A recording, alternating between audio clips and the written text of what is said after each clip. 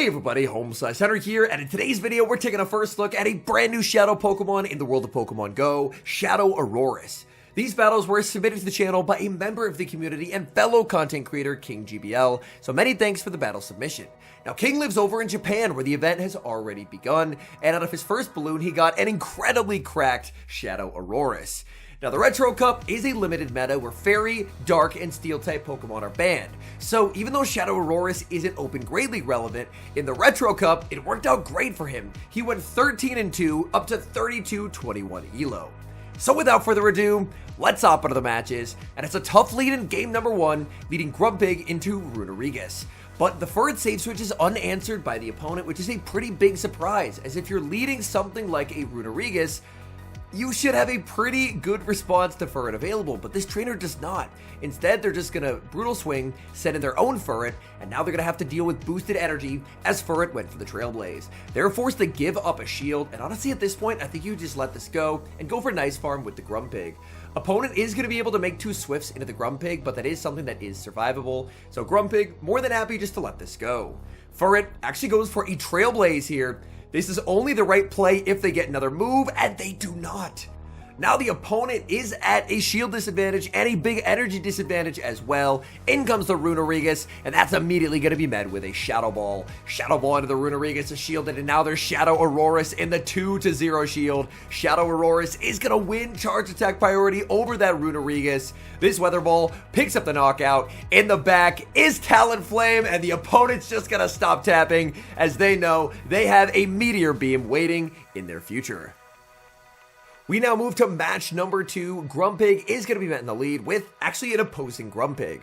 Anytime you see Grumpig in this meta, you know there's going to be a Furret lurking somewhere in the back. Grumpig is going to strike first with the Shadow Ball, but Grumpig plus Furret is just the strongest core in this meta by far. You can run it with a wide variety of different thirds. Here's a catch attempt onto the Furret. Unfortunately, great patience there by the opponent not throwing the Shadow Ball, but they throw the Shadow Ball anyway! What are they doing? The opponent had time to react there, but unfortunately, they still click Shadow Ball. And now, they're actually going to switch in a Lapras into a Furret. This is by no means a good response to a Furret save switch, as Lapras, even though the Furret has been chipped down already, they're still not going to be able to pick up a knockout with the Sparkling Aria. Sparkling Aria is going to connect. Furret is going to go for a Trailblaze here.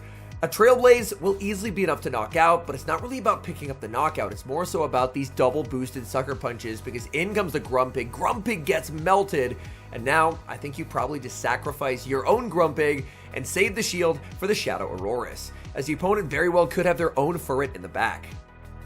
Shadow Ball is going to pick up the knockout. In comes Aurorus. There's the Furret, and this is going to now come down to a very tricky bait game. Do you full send? Do you nuke? The Trailblaze is super effective. Aurorus will have to shield this here. Aurorus is not baiting, going straight for this Meteor Beam. Opponent with a decision to make. They call the bait. They get KO'd. Grumpig gets farmed down. And Shadow Aurorus as a sweeper proves to be absolutely devastating. Very neutral lead in the next match here, leading Grumpig into a non-Shadow Jumpluff. Now, Grumpig is going to do pretty okay here. There's a lot of neutral damage being exchanged. There's a slight edge to Jumpluff in this matchup, just due to the fact that Jumpluff does get same type attack bonus on his charge moves, and Grumpig does not. But overall, not a bad spot to be. Now, we are going to see a save switch to Furret. Furret is actually going to play to the charge attack priority tie here, firing off the Swift. Swift will not be enough to knock out, so the opponent can no-shield, and Furret is going to no-shield as well, as this will be Acrobatics number 2. So Furret has taken quite a lot of damage. Opponent now going to send in their own Furret, and the opponent will actually win the charge attack priority tie. That's a bold play there from the opponent, risking the CMP tie, but it ends up paying off. And now in comes Shadow Aurorus. This is going to be a bit of a tricky match for Shadow Aurorus, as there's still so much health available on the Furret. But the opponent does actually end up shielding there. Grumpig does not get the move. That was great energy management by the opponent. They're going to pick up the knockout with the Swift. And Shadow Aurorus is going to have to 1v3. We know obviously the Jumpluff is not going to be able to do much of anything into the Aurorus, but this is still going to be very, very tricky. Aurorus will fire off the Weather Ball. This should be a no-shield from the opponent, just understanding that Furret, if they shield, is getting farmed down. It's Lapras in the back. Oh my goodness, Lapras tries for a catch. They don't get it, and now I think the opponent's only hope is to call a bait because 2 meteor beams can be reached. They let it go. That's a full one-shot of a Lapras. And against all odds, Shadow Aurorus is able to pull off the 1v3. We've got mirror leads once again in the next match, but the opponent actually pivots out and switches Furret into Grumpig. I don't love this play from the opponent because they're immediately put on the defensive by a Dynamic Punch, and now King is more than happy just to bring in his Furret to absorb their energy. The opponent is going to fire off a Swift. I think the opponent should typically go for the play pattern that King went for when he was up energy in the Furret mirrors. Trailblazing first can oftentimes put you in a significantly better spot. And now we are going to see King firing off the Trailblaze, just looking to start to ramp up the damage here. Trailblaze is going to connect, and now the question is, can Furret potentially farm down here? It's going to be close. Swift is going to land. Furret, oh, we actually see a switch out by the opponent. They send in Lanoon, and that is not what I was expecting to see. Lanoon now going to be met with the Shadow Aurorus. I think Lanoon was originally going to be given Trailblaze in the season patch before they realized that it can't get it in the main series, but I think it also does learn Grass Knot. Grass Knot would probably shred Shadow Aurorus, so we are going to see a shield that proves to be a very wise decision. Aurorus can now look for a slight overfarm, very nice energy management, playing to the CMP tie and denying that Grass Knot from Lanoon. But Aurorus, if it lands the Meteor Beam, it's going to knock out, but it's getting outpaced. We see a simultaneous switch. Both trainers sending in their Furrets. In comes the Grumpig. If the opponent manages their energy well, things could get really, really difficult. King's going to bring in his Grumpig. Opponent panics and throws early, and that's going to cost them. They misremembered how much residual energy was on the Grumpig, and now Shadow Aurorus gets to shut it all down. This is a Shadow Meteor Beam. There is no hope of survival. Down goes Grumpig, and that's a good game. We move to the next match. Grumpig staring down a bad lead here with Shadow Dusknoir. It is an astonished Dusknoir. We see the save switch into Furret. Opponent staying in. They've lost 3/4 of their health already. I am shocked at them staying in here. They're going to bait, grab a shield with Dynamic Punch. Grab a shield with a Shadow Punch while baiting a Dynamic Punch. And now they're going to send in their own Furret. So we are going to see an immediate Trailblaze, and now this Swift, which usually not too problematic in the mirror, does actually threaten a shield.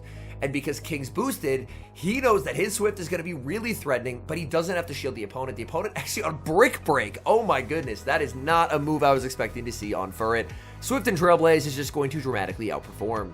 In comes the Grumpig. Grumpig is going to get a nice Psywave head start here. In comes Dusknoir. Dusknoir going to have to empty its energy here. Shadow Punch will not knock out. Grumpig makes the Dynamic Punch. This is double resisted damage, but the opponent's low enough that this will actually be able to pick up the knockout. So down goes Dusknoir in the back. Look at the spice. It's going to be a Spinda. Spinda, man, not what I was expecting to see. We've seen a Lanoon and a Spinda in back-to-back games. We're going to see a devastating catch onto the Furret. Very nicely done. It's going to be the Rock Tomb. Opponent is going to undercharge and get a nice farm down. Rock Tomb, of course, would hit for super effective damage on the Aurorus. Aurorus going to go for a bait now. Does Spinda decide to call it? They do. They no shield. Now Aurorus is going to have to double up. Aurorus does always have to respect the Rock Tomb here. It's going to be the Icy Wind bait. Can the opponent get to the move? They cannot. The damage from Shadow Aurorus, even when debuffed, it's still able to get the farm down and take that win. We move to the next game, going up against Give Me Your Arms. Grumpig into Grumpig. Okay. This lead matchup, so incredibly common, but I do think that actually is a kind of interesting fact about this particular meta, is because the Pokemon are so frequently the same, oftentimes there's a lot of room for skill expression. Like right here, catching the Shadow Ball onto the Furret, what a play, but the opponent read him like a book, went for the Dynamic Punch, anticipating a catch, knowing that if there's a Grumpig, there's a Furret in the back, and that's the catch to go for. What a play by the opponent here. Read after read in this matchup. We're going to see back-to-back Swifts reached by the Furret. Toxapex more than happy to absorb that energy. Toxapex does exit with a lot of energy in reserve. I wouldn't mind a shield here from the Grumpig, and that's exactly what Grumpig's going to do. The Toxapex unlikely to bait. They do take a lot of damage from Psywave, and now they're low enough that even a resisted Dynamic Punch should be enough to pick up the knockout. Dynamic Punch is going to be shielded. There's going to be a simultaneous switch out, and what do you know? Behind a Grumpig, there's a Furret. Furret is going to be firing off a Trailblaze here. We will see the shield from the Aurorus. Last game, he baited and the opponent called it, so he's not baiting anymore. Going straight for the Meteor Beam. Opponent does end up calling the bait, and that's going to seal their fate. Brine is super effective damage, but it's also a really bad move, so it's not going to be enough to knock out. This is a boosted Weather Ball, and the opponent will end up shielding, but in comes Grumpig. Grumpig looking for the farm down here. The opponent makes a move, but this is only another Brine. Brine is not going to cut it. Grumpig exits with Dynamic Punch loaded. Dynamic Punch decides to hit a few bubbles at the end, but even a 0 bubble Dynamic Punch would be enough to KO and take the win. We move to the next match, leading Grumpig into a Shadow Hypno. Opponent is going to safe switch out of that matchup and send in Furret. Again, Furret, not going to throw right away, because even if they throw the Swift, that's not something that threatens the Grumpig, so Grumpig just gets to grab an immediate advantage, and then just switch into the Furret. It reminds me quite a bit of the Lickitung mirrors of old, where the best way to neutralize a Lickitung was an opposing Lickitung, and that's exactly what we're finding with Furret in this meta. And switch advantage is not even particularly going to matter here a lot. We will see the shield used by King, but even if switch was given up in exchange for farm, that's still not the worst thing in the world. We are now going to see the opponent aggressively switching into the Hypno. Hypno going to be hit with a Trailblaze. Trailblaze boosting up the damage from the Furret, and just like that, the entire Hypno has basically disappeared. In comes Grumpig. Shadow Ball would be fine. Opponent, oh, they're not running it. They're on Thunder Punch. Hypno is going to get fully Psywave down. So now the Grumpig is pretty close to getting to a charge stack here. In comes the Furret, and Grumpig gets the Dynamic Punch. Dynamic Punch into the Furret is going to pick up the KO. Shadow Aurorus is going to be staring down a Kecleon in the back. And we're seeing a lot of different creative third Pokemon paired with this Grumpig plus Furret core. Kecleon is going to go for a foul play, and Aurorus, again, just not messing around, going straight for the nuke here. Full sending this Meteor Beam, and the opponent, man, people just love to call these baits, and these Shadow Aurorus Meteor Beams keep landing, and it is just absolute devastation. We see a familiar lead in the next match, leading Grumpig into Shadow Jumpluff. Now, we saw the regular Jumpluff lead play out a bit earlier, I believe, but the Shadow still works pretty nicely. Here, we see the Grumpig playing to the charge stack priority tie here, so assuming the opponent is going to be throwing instantly. And the fact that they do is quite nice, because now you have a free switch in into the Furret. So Acrobatics is going to land. There's the switch into the Furret. Very nice. Opponent is going to settle for an Aerial Ace, but Aerial Ace, not a threatening move here, so we're not going to see a shield. Now, the opponent is going to send in their own Furret, and we will see, this time going for the Swift. I don't mind the double Swift here, because potentially if you try Trailblaze into Swift, maybe the opponent can fire off their own Swift and get the Sucker Punch down first. So this basically locks in that 2 charge attacks will land, which is very important, because you do really want to try and neutralize the health remaining on this Furret. Now we are going to see an aggressive switch into the Shadow Aurorus. Shadow Aurorus looking for the full farm down here. Furret, very low health, only able to get to a Swift. That's not going to be threatening whatsoever. It's going to be a Blastoise in the back. And oh my, going for a bait here. This is a risky bait, but it pays off, grabbing a shield from the opponent. Aurorus farming up a ton of energy and a second bait, putting so much pressure on the opponent. They have a ton of energy. They can't afford to let it go. And now the opponent does have back-to-back Hydro Cannons. Aurorus is very low, but it's very close to a move. It can't quite get there. There's the switch and a catch attempt by the opponent. But that was just too obvious. They're forced to fire off energy with the Blastoise, but there's a Shadow Meteor Beam with Blastoise's name on it. It may be Blastoise's birthday, judging by that party hat, but it's Aurorus getting the last laugh here. Meteor Beam picks up the knockout, and that is a dominating win. And it looks like this is the end of the set, and it is one of his 5-0s. He did get, I believe he mentioned 2 5-0s and a 3-2 with this team. So this team was putting in an incredible amount of work. Grumpig into Oranguru, and this is actually a positive matchup for Grumpig. This shows Oranguru used to be kind of the GOAT of this meta, but Oranguru in an environment where Pokemon like Furret and Grumpig exists, Oranguru just ends up feeling very washed. Oranguru just can't really compete. We will see Dynamic Punch launched at the Oranguru, and now another Dynamic Punch is already reached, and this is just cleanly going to knock out the Oranguru. Oranguru is the Psychic type that has coverage against the other Psychics, and it still loses to Grumpig. We're going to see a Dragonair, quick pivot into the Furret, and that's going to lure out a fighter. Baiting out the Primeape here is incredibly important. Primeape is going to shield. They realize how important HP is on this mon. Usually in this meta, Primeape should be on Ice Punch. This one's actually on Close Combat. That's going to KO the Furret, but that now means with their lower defense, these Psywaves are going to be absolutely shredding Grumpig. Oh my goodness, look at the fast moves go. Grumpig firing off Dynamic Punch. Dynamic Punch is going to be shielded. There's going to be the switch into the Shadow Aurorus, but look at these Karate Chops go. Aurorus getting melted. There's the close combat. The switch into the Shadow Dragonair. Dragonair is going to be firing off Aqua Tail. Aqua Tail will hit for super effective. Aurorus is barely able to hang on here. Aurorus is going to fire off this Weather Ball, picking up the knockout. One Powder Snow, and it's one Psywave range. Yes, it is, and against all odds, Aurorus ended up on a fighter, but it still ended up being fine as Grumpig is able to secure the win. Hopping into the final match, leading Grumpig into Shadow Primeape. This is a terrific lead for the Grumpig. The opponent staying in this matchup. I don't know what they could have in the back that necessitates staying in here, but Primeape is going to fire off the Rage Fist. Now we're going to see a switch out into Shadow Dusclops. Shadow Dusclops, oh boy, it's really not going to like Furret. The Shadow Ball is going to be shielded. Now in comes the Furret.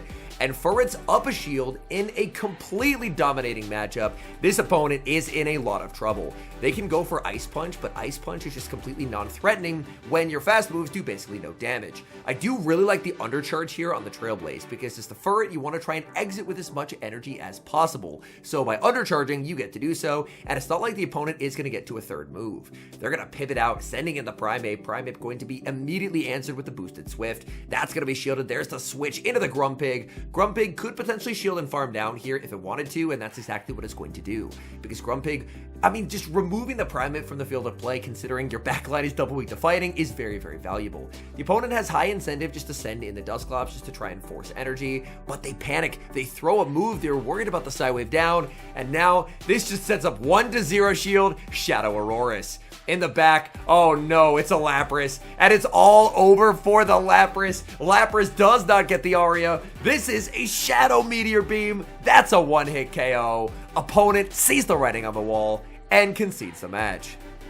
All in all, I'm very happy that the Retro Cup meta is active when this new group of Shadows is released, because it seems like Shadow Aurorus has actually found a home in this meta. It's definitely on the spicier side of things, but if you pair it with that strong staple meta core of Grumpig plus Furret, then it can prove to be a devastating sweeper even in type disadvantaged matchups. Because even though it's going to be quite frail, Meteor Beam is already an incredibly cracked move.